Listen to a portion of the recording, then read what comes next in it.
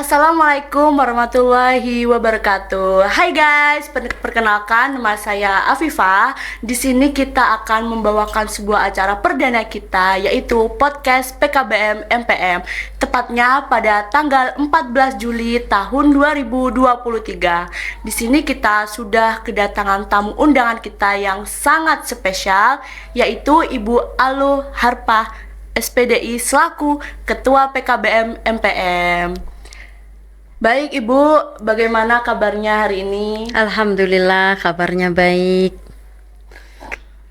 Baik, kita akan berbincang santai.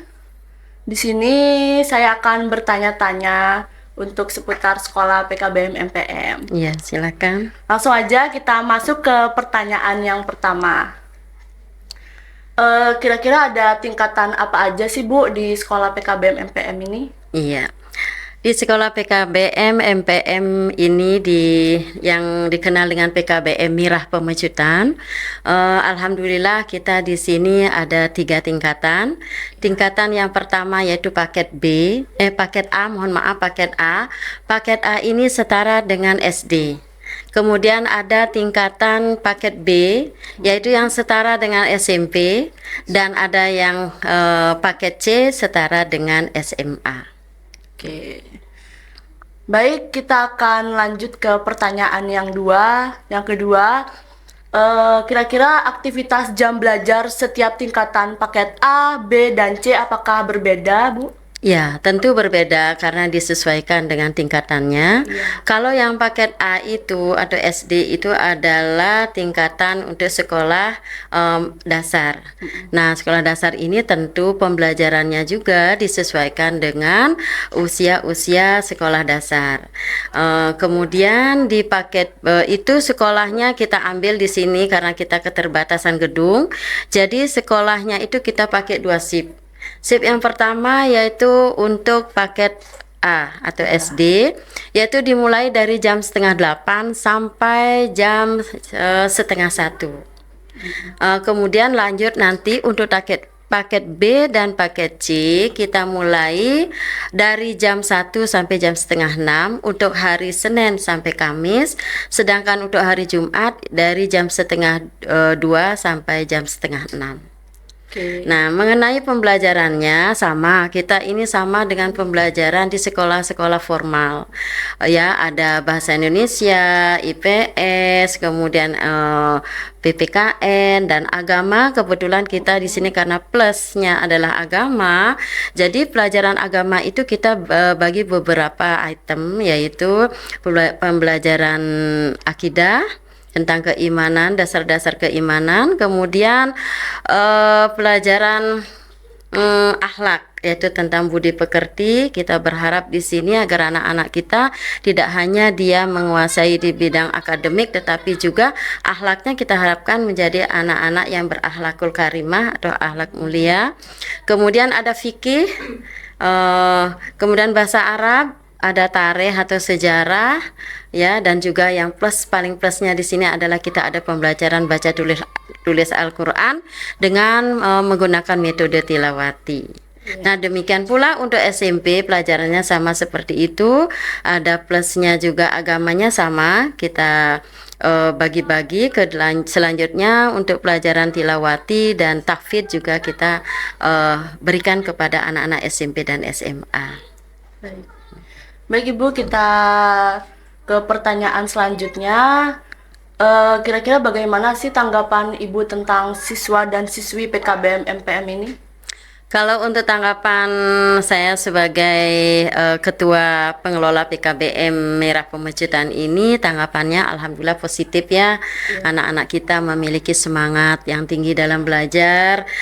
Kemudian alhamdulillah akhlaknya juga akhlak yang baik, karena memang pendidikan anak ini kita tidak hanya menyerahkan kepada pihak orang tua, tetapi juga sebaliknya orang tua tidak hanya menyerahkan pendidikan ke pihak sekolah saja. Jadi kita antara orang tua dan pihak sekolah ini ada semacam koordinasi dan komunikasi dan sama-sama saling mengawasi anak-anak kita. Kalau di sekolah sepenuhnya adalah tanggung jawab orang tua, kedua pendidikan anak dan pengawasannya. Sementara kalau di sekolah itu adalah tanggung jawab kita, guru-guru sebagai orang tua yang kedua untuk anak-anak kita. Jadi alhamdulillah selama ini anak-anak kita ini semangat belajarnya bagus dan terbukti kita sudah berapa kali menamatkan, dan anak-anak yang tamat dari sini alhamdulillah banyak yang sudah bekerja dan ada juga yang melanjutkan. Ada juga kita juga di sini memberdayakan anak-anak kita yang berprestasi tamat dari SMA sini. Kalau dia memiliki kompetensi berprestasi, maka kita rekrut di sini sebagai tenaga bekerja di sini sebagai administrasi atau juga mengajar ya. Pokoknya kita akan berdayakan anak-anak yang punya potensi, dan hal ini kita lakukan adalah untuk memotivasi bagi anak-anak yang lain. Jadi kita memberikan apresiasi seperti itu, dia bisa bekerja sambil juga bisa kuliah. Masya Allah. Baik Ibu, untuk pertanyaan yang selanjutnya, menurut Ibu bagaimana sih tanggapan Ibu tentang siswa dan siswi yang telah melanggar peraturan sekolah? Ya, tanggapannya gini ya, kita di sini sama seperti sekolah lain, lembaga-lembaga lain, bahwa kita ini ada tata tertib yang kita buat dan memang harus dilaksanakan, ditaati dan dipatuhi oleh anak-anak kita di sini. Karena itu penting sekali. Akan tetapi jika ada anak-anak yang melanggar, tentu ya sangat disayangkan sekali.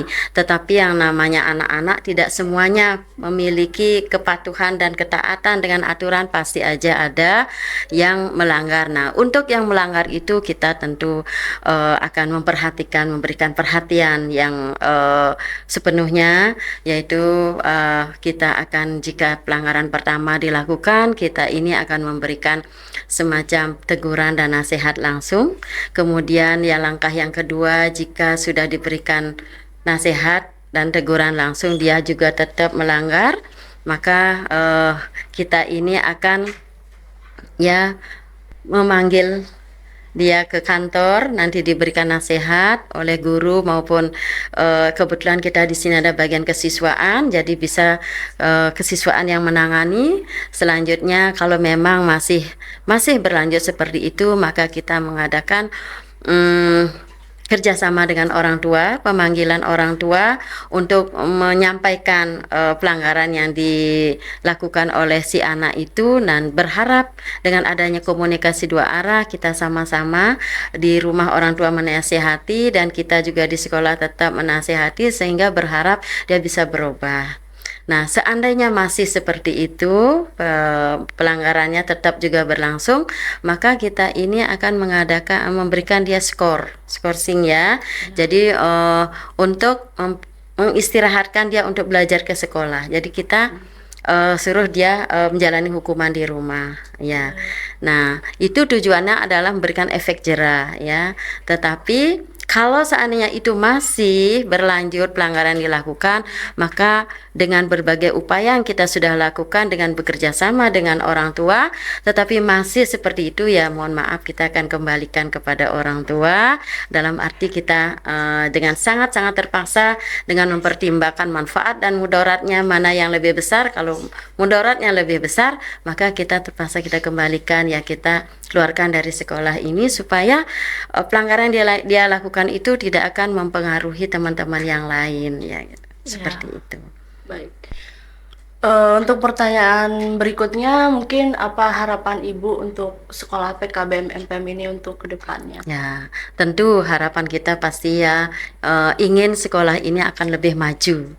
Kalau bisa kita berdoa dan berharap mudah-mudahan kita punya gedung sendiri ya. Amin. Karena selama ini tanah yang kita tempati kita masih ngontrak, berharap ke depannya mudah-mudahan Allah mengabulkan kita punya gedung sendiri itu. Amin. Kemudian terhadap harapan ke depan pada anak-anak, kita berharap agar anak-anak ini betul-betul memanfaatkan lembaga ini dengan baik untuk belajar, sehingga kelak anak-anak ini menjadi anak-anak yang cerdas, tapi tidak hanya cerdas dari segi IQ, intelektual, tetapi juga memiliki kecerdasan dalam bidang keimanan, ketakwaan, berakhlakul karimah, dan sukses dunia akhirat, serta mampu berkompetisi, bersaing baik di dunia kerja maupun dunia usaha.